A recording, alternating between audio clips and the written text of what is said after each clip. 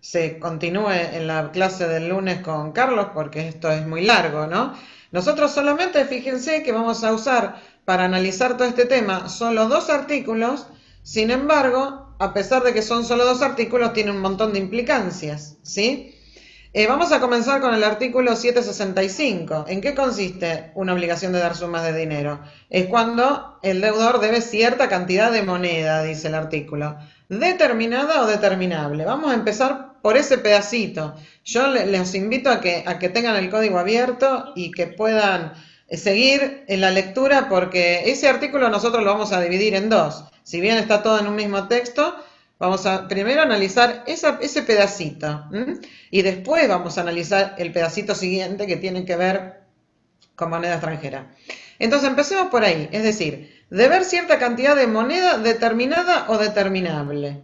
¿Cuándo estamos enfrente de una obligación de dar sumas de dinero? O sea, desde el momento en que se crea la obligación, este, el objeto a dar es dinero. Entonces, bueno, en la práctica lo vemos, una obligación dineraria puede ser objeto de un contrato, un contrato de compra-venta donde se paga en dinero. En la obligación dineraria la vemos como, también como retribución para servicios profesionales o retribución por horas de trabajo, ¿sí? Y también la obligación dineraria la vemos en una etapa final cuando se terminan la liquidación, digamos, de obligaciones de valor, que eso de obligaciones de valor la van a ver con Carlos, porque estuve viendo que es todo muy extenso, ¿no? Pero bueno, ¿qué quiere decir esto? Por ejemplo, indemnización de daños y perjuicios. Al comienzo, la obligación de pagar o de reparar daños y perjuicios es una obligación de valor, porque todavía no sabemos cuáles son los daños y perjuicios y no se ha procedido a la liquidación de esos daños. Una vez que la liquidación se operó, esa obligación se transforma en una obligación de dar sumas de dinero, ¿no? Ahí tienen, por ejemplo, algunas aplicaciones. Fíjense que también en las obligaciones de dar sumas de dinero se da cuando se aplican intereses. Una obligación dineraria se indemniza ¿de qué forma? Dando intereses, más dinero. Ese más dinero en concepto de indemnización, la indemnización en una obligación de dar suma de dinero es más dinero, y bueno, y esos intereses pueden ser de distinta clase que también se va a ver más adelante.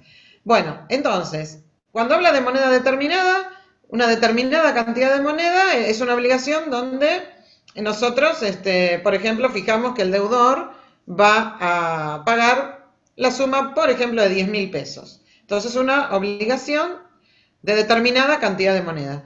Pero también el código dice determinable. Entonces, fíjense que el artículo dice determinado o determinable al momento de constituirse. ¿Determinable a qué se refiere? Bueno, yo acá les voy a pasar unos artículos que les pido que los copien, los anoten para saber los ejemplos concretos de obligación determinable, dineraria determinable. Es el caso, por ejemplo, cuando en una compraventa se dice que el precio de la compra de ese inmueble va a ser el precio que fije el tasador. Entonces se deja en manos de un tercero la fijación del precio. Ahí tenemos artículo 1133, ¿sí? Para el tema de la locación, en el mismo sentido, 1187, inciso 2. Después tienen, por ejemplo, en los contratos de obra, artículo 1263. Yo les voy diciendo para que lo vayan anotando. En esos casos el precio se determina por el valor de los materiales, el valor de la mano de obra, los distintos gastos. Artículo 1000.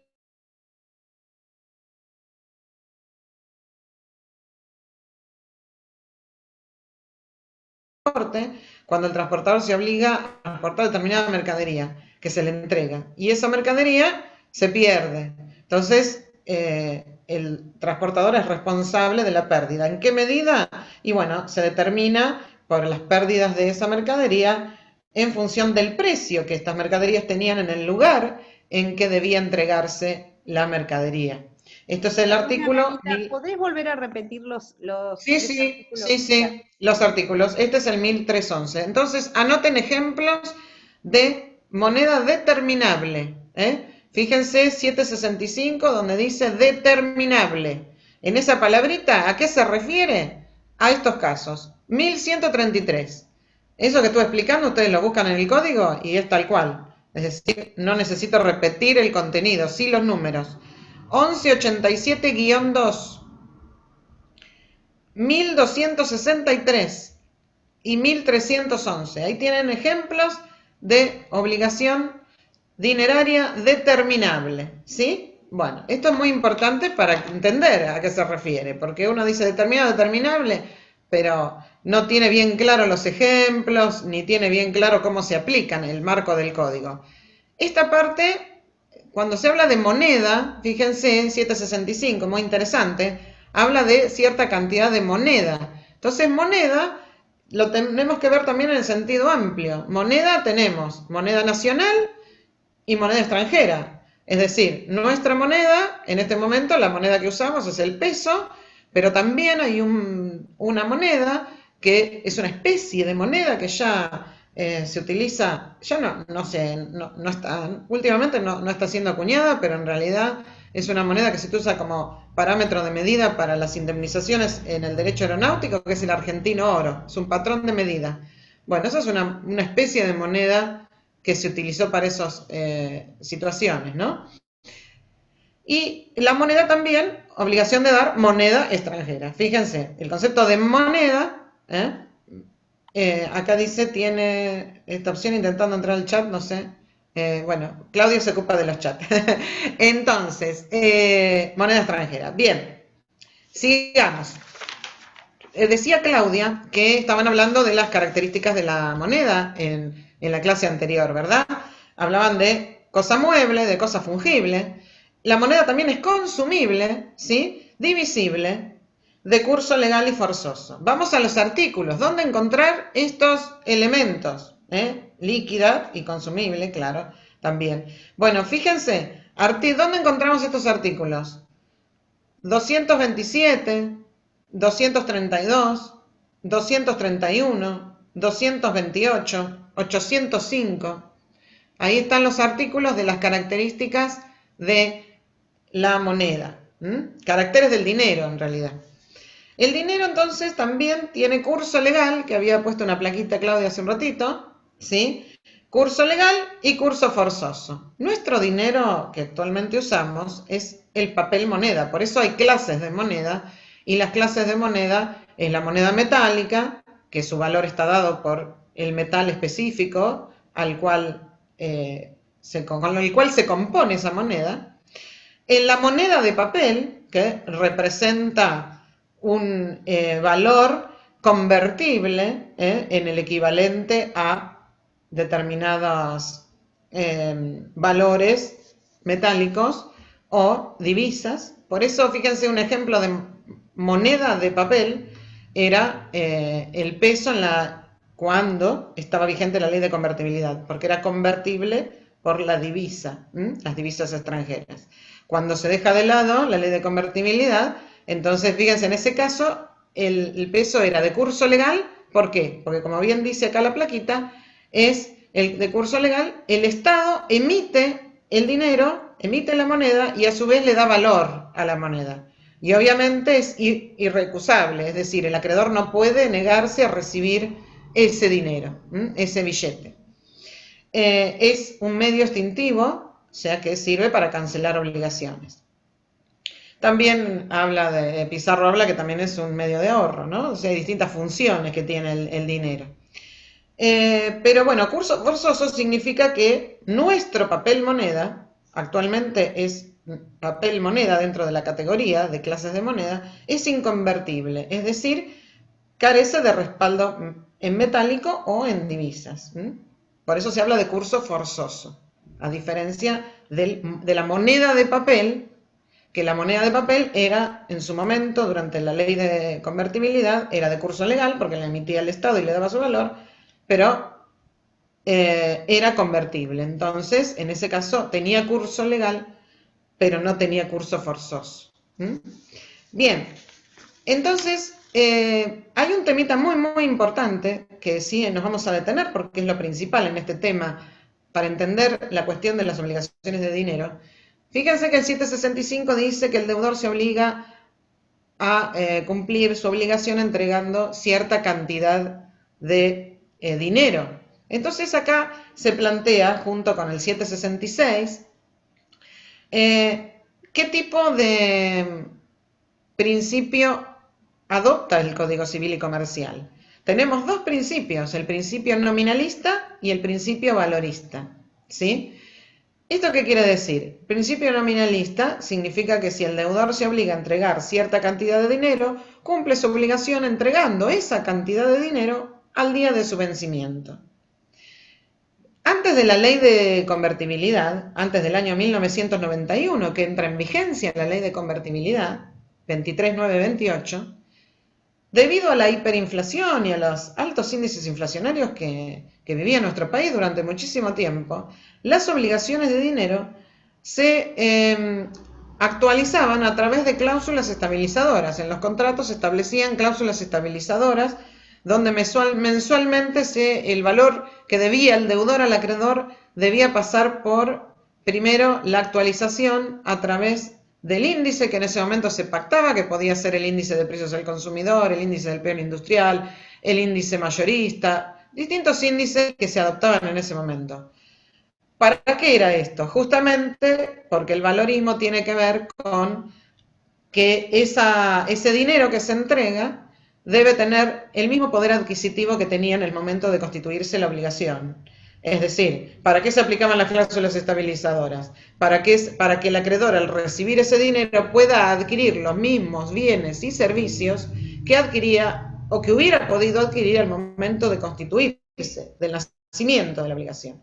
Por eso allí en la plaquita dice, claro, en los casos donde hubo grandes saltos inflacionarios, ustedes conocen la época del gobierno, cuando era ministro Celestino Rodrigo, que es el más notorio en cuanto a hiperinflación, pero después hubo varios momentos donde también hubo saltos inflacionarios importantes, y la jurisprudencia al comienzo negaba esta posibilidad, pero obviamente luego la vida cotidiana y la realidad de la Argentina hizo que la jurisprudencia empezara a aceptar estas cláusulas estabilizadoras. Claro, cuando entra en vigencia la ley de convertibilidad, artículo 7, 23, 9, 28, artículo 7 dice, y reforma incluso el Código Civil de Vélez en su momento, en el 619, prohíbe todo tipo de repotenciación de deudas, prohíbe la aplicación de cláusulas estabilizadoras y dice que el deudor cumple su obligación entregando la cantidad nominalmente expresada en la obligación al día de su vencimiento. Entonces, artículo 7 de la ley de convertibilidad. Luego, esta ley de emergencia económica, que fue posterior, que fue en el 2002, 25, 561, realizó cambios en la ley de convertibilidad. Muchos dicen, salimos de la convertibilidad. Bueno, sí, hubo una salida, pero sabemos muy bien que no hubo una derogación total de la ley, sino que se derogaron algunos artículos y otros permanecieron en vigencia. Entonces, claro, con la ley de emergencia económica, ¿se acuerdan ustedes que era la especificación? Todas las obligaciones expresadas en moneda extranjera pasaban a pesos a razón de $1 por cada dólar. Y luego eso fue reglamentado por otros decretos como el 214 y el 320 para casos especiales. Había una diferencia entre las deudas y los depósitos. Los depósitos se restituían a $1.40 más la aplicación del SER más los intereses. Las deudas se especificaban a $1 por cada dólar y hubo una serie de instrumentaciones para solucionar estas cuestiones. Pero bueno, ¿qué les quiero decir con esto? Luego que aparece, ¿qué ocurre? Prohíbe este tipo de cláusulas estabilizadoras y con la reforma del Código Civil en el 2015, muchas de estas cláusulas estabilizadoras no son derogadas, estas disposiciones, esta prohibición no es derogado y continúan prohibidas, pero algunos artículos de la ley especial, que es de la ley de aplicación del SER, y sobre todo en el marco del nuevo código, porque fíjense que el 766 dice el deudor tiene que dar la cantidad correspondiente a la especie designada, empieza la doctrina a decir, bueno, pero entonces, ¿hay nominalismo o no hay nominalismo en el nuevo código? ¿Sí? Y bueno, y la doctrina lo debatió en una comisión especializada en temas de obligaciones de dar sumas de dinero, en el marco de las jornadas de Bahía Blanca, las jornadas de derecho civil se hacen cada 2 años y en el 2015 se hizo en Bahía Blanca, ¿sí? Y bueno, y la doctrina mayoritaria, fíjense, se los voy a leer textualmente. La doctrina mayoritaria dice, en la Comisión de Obligaciones de Suma de Dinero, en las conclusiones, ¿no? Las jornadas nacionales de derecho civil resuelven el Código Civil y Comercial, la Ley 23.928 modificada por la Ley 25.561, instauran en la Argentina un régimen nominalista para las obligaciones de dar sumas de dinero. Doctrina mayoritaria.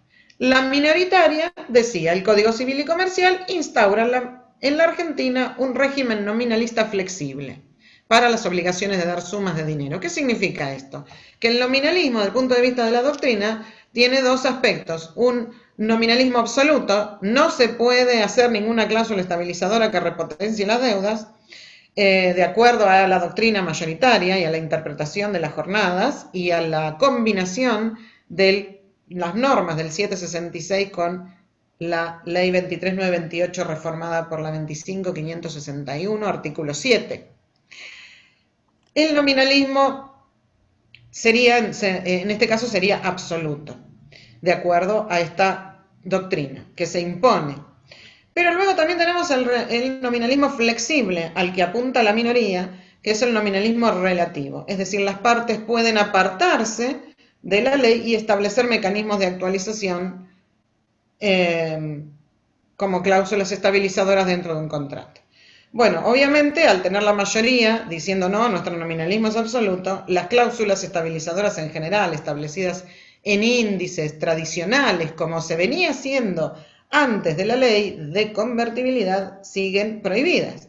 Pero en el marco y la realidad económica y en el marco del código sí se permiten, y esto es muy muy interesante, otras modalidades de actualización que Pizarro lo llama vías indirectas, cláusulas no prohibidas. Y esto es muy interesante porque es lo que se aplica en la práctica, ¿verdad? Las vías indirectas de ajuste indirecto es cuando ustedes vean el lunes quizás o martes, que vean el tema de la tasa activa, van a ver que la tasa activa tiene muchos componentes y uno de los componentes es la actualización monetaria. Entonces me dice, bueno, ¿cómo? Me prohíbe la repotenciación, pero a través de la tasa activa me está actualizando en forma encubierta. Bueno, Pizarro dice, es una vía indirecta y estaría permitida. Cláusulas estabilizadoras que siguen prohibidas por tener un régimen nominalista riguroso son estas que se basan en evaluarlo en base a la moneda extranjera o a la evolución de la moneda extranjera y en base a índices, como les había dicho anteriormente. ¿Qué cláusulas sí estarían permitidas en función de este plexo normativo y en este contexto, que es la combinación de la ley de emergencia económica con el Código Civil y con la ley de aplicación del SER, que es la ley 25.713? Ustedes recordarán, a nivel informativo y de recuerdo, que cuando entra en vigencia la ley de emergencia económica, que se especifican las monedas, las deudas expresadas en moneda extranjera, $1 por cada dólar, aparece esta ley, la ley del SER, que es una profundización, una regulación específica del decreto 214. Todas esas deudas especificadas se les iba a aplicar o se les aplica el SER. ¿Qué es el SER? El coeficiente de estabilización de referencia. Está regulado por una ley. ¿En qué caso se aplica? Es una excepción a esta prohibición de actualizar. Y el CBS, coeficiente de variación de salario. Ustedes seguramente, o ustedes mismos, o algún conocido, o algún vecino, amigo, o lo que fuere, seguro que conocen a alguna persona que ha sacado un crédito hipotecario con destino a vivienda, o un préstamo personal, o un préstamo con garantía real, en esos momentos, en moneda extranjera, y han tenido que devolver en pesos con aplicación del SER o del CBS, código de variación, coeficiente, perdón, de variación de salario. Esas dos índices están permitidos por esta ley como excepciones a este riguroso nominalismo. También otra cláusula permitida es cuando se pacta que el precio a determinar por la locación de un inmueble, de un local comercial, por ejemplo, o un inmueble destinado a uso comercial, ese precio va a estar determinado por un porcentaje en la facturación o por un porcentaje en... Acá dice, ¿cuál era el coeficiente ser? Ser con C, no es el ser o no ser de Hamlet, ¿vieron? ¿Se acuerdan? Ser o no ser, no, ese ser no es. El que, no, está bien, está bien. El ser es con C, coeficiente de estabilización de referencia. Coeficiente, la C de coeficiente, estabilización, la E de referencia, la R, ser, ¿eh? Es una sigla que significa eso. Lo mismo el CBS, coeficiente, B corta, variación, y S, salario, ¿eh? CBS, ¿sí? Ok, sí, así es. Bien. Bueno, decíamos que otro precio que sí se permite, que cláusula estabilizadora se permite, es cuando en un local comercial, un inmueble destinado a una empresa comercial, se dice que el precio de ese alquiler va a ser un porcentaje sobre las ventas o un porcentaje sobre la utilidad neta. Bueno, evidentemente esto es una cláusula estabilizadora porque tiene que ver con las ganancias y o la facturación que haga ese negocio. Otra cláusula que es, bueno, otro modo de actualización, que no sería una cláusula, pero sí, bueno, de alguna manera es una cláusula, el famoso estilo que se usa en los alquileres, es el precio escalonado en la locación. A veces en los contratos que se dice, bueno, durante el primer año el precio de la locación será 15.000 pesos, durante el segundo año el precio de la locación será 23.000. Y bueno, y esas cláusulas están permitidas, no están sujetas a un índice inflacionario o de ajuste mensual, pero sí escalonado a dos instancias, el primer año y el segundo, ¿no? Bueno, esto es como ejemplo de que hay ciertos modos de actualización de tipo de obligaciones dinerarias. Después, la segunda parte, fíjense, obligaciones de dar sumas de dinero, no de dar sumas de dinero, sino de dar moneda extranjera. La segunda parte, vamos a volver, si podemos, al 765, a la plaquita del 765, que vamos a ir después del punto, ¿vieron después que dice determinado, determinable? Bueno, entonces, ¿qué pasa acá cuando dice si se estableció una obligación de dar moneda que no es de curso legal en la República, en la Argentina? La obligación se considera dar cantidades de cosas y el deudor puede cancelar su obligación entregando moneda de curso legal.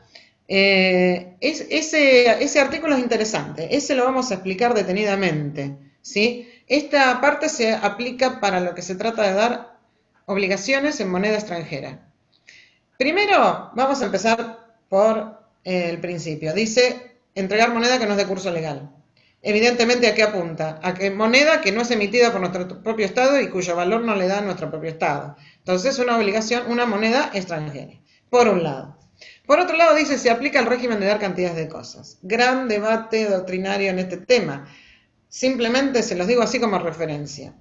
Cuando estudiábamos nosotros y empezábamos a dar obligaciones en aquellos años y en cuando lo estudiábamos con el Código de Vélez vigente, la obligación de dar moneda extranjera que no tenga curso legal en la República, texto 617 del Código de Vélez, decía, se aplica el régimen de dar cantidades de cosas. El código tenía unas disposiciones relativas al régimen de dar cantidades de cosas, específicamente. Luego de la ley de convertibilidad, este 617, dice, se lo reforma la ley, y el 617 dice, cuando se trata de dar obligaciones que no tengan curso legal en la República, moneda que no sea de curso legal en la República, se aplica el régimen de dar sumas de dinero, 617. Reformado por la ley 23928, ¿sí? Año 91. Y bueno, y acá con el nuevo código vuelve a la versión de Vélez original. La obligación de dar moneda extranjera es de dar cantidades de cosas. Bueno, la crítica de la doctrina es mayoritariamente en esto unánime, porque primero dice que esto es un error del legislador diciendo que se trata de dar una obligación de dar cantidades de cosas cuando esa categoría de dar cantidades de cosas como obligación fue eliminada del código, no está tratada como lo está tratado la obligación de dar cosas ciertas, por ejemplo, o la obligación de género, u otras clases de obligaciones. La categoría obligaciones de dar cantidad de cosas no está tratada en el código actual. Primer error del legislador. Segundo, entonces la doctrina se pregunta, bueno, ok, no está tratada. Entonces, ¿qué régimen le aplicamos? Bueno, acá hubo dos debates, dos corrientes al principio, ¿no? Dos grandes debates. Algunos decían, y hay que aplicarle el régimen de obligaciones de dar género, que es lo que vieron ustedes con Claudia el otro día. Y otros dicen, no, no, de ninguna manera, no se aplica el régimen de género porque no corresponde, no es compatible. En realidad se debe aplicar el régimen de dar sumas de dinero. Y esto fue discutido por la doctrina. Y también fue discutido en estas jornadas de Bahía Blanca. Fíjense porque lo tienen en el programa de ustedes, dice Jornada de Bahía Blanca, porque en realidad ahí fue la primera vez que se discutió este régimen, a la luz del nuevo código. Entonces, fíjense, para obligaciones de dar moneda extranjera, ¿cuál fue la conclusión? Dice, la obligación en moneda extranjera se encuentra en la categoría de obligaciones de dar sumas de dinero. Mayoría. Minoría. La obligación en moneda extranjera está encuadrada en la categoría de obligaciones de género. ¿Sí? O sea, la mayoría dice se aplica el régimen de obligaciones de dar sumas de dinero. ¿Y por qué es esto? ¿Y cuál es el fundamento? Bueno, fíjense, por ejemplo, en el caso de dar cantidades de cosas, se justifica que son sumas de dinero porque si tengo que optar por el pago por consignación, lo voy a hacer como si fuera una suma de dinero. Si es un contrato de compraventa y el precio está fijado en moneda extranjera, y bueno, voy a aplicarlo como si fuera sumas de dinero. Porque, ¿qué pasa si yo le considero dar cosas o dar cantidades de cosas? Y bueno, podríamos pensar que estamos ante una permuta, porque estamos dando una cosa y estamos pagando con una cosa, no con un dinero, ¿no? Entonces no sería compraventa y sería permuta. Estaríamos en otro contrato configurado en otro contrato, encuadrado en otro contrato, tratado por el código, pero que no es lo real. Lo real es que el precio sea en dinero y bueno, cuando es pactado por moneda extranjera es en el contrato. Y lo mismo en la locación, Te hago ¿sí? una preguntita, Anita, a ver Sí. qué te parece a vos. Y ahora, en este preciso momento, donde para adquirir esa moneda extranjera tenemos un precio oficial con un valor, pero que oficialmente se pueden comprar hasta $200, ponele, y salís a la calle, ahí vamos a tener otra vez un problema. Porque si lo querés Claro, ir en el mercado negro o en el mercado blue, hay una diferencia en este momento casi de 40 pesos. Es una barbaridad, ¿no? sí, sí, es tremendo, en este momento es tremendo. Porque Hay, alguien vendió en moneda extranjera, ¿no es cierto? Y se comprometió una casa en $50.000. Pero claro, si le entrega los $50.000 a valor oficial, estamos menos de 70 pesos, ¿no? Pero cuando tiene que salir a comprar esos dólares, los tiene que pagar en el dólar blue, que está casi 100, ¿no? sí, o 100 120, o sí, 120, depende de donde lo consiga. claro, claro. Sí, el tema es este, fíjate, esto en cuanto a esa partecita. La partecita que vos me estás preguntando es la parte siguiente del artículo. Fíjense que dice, el deudor puede cancelar entregando o cumpliendo con su obligación en moneda de curso legal. Lo que pasa es que acá también hay un debate. ¿Por qué? Porque en principio este 765, esta parte de la posibilidad de sustitución se enrola en el artículo. Queda un minuto. Bueno, se enrola en el artículo 786, que habla de la obligación facultativa. Esto sería una obligación facultativa en favor del deudor, ¿sí? Es decir, el acreedor va a exigir la cantidad de la moneda expresada, pero el deudor puede hacer uso de esa facultativa y pagar en la moneda del curso legal. El problema está que también hay excepciones donde dice que si el entregar la moneda en la especie designada fue un motivo determinante, fue algo central en el contrato, debe entregarse en esa moneda estipulada.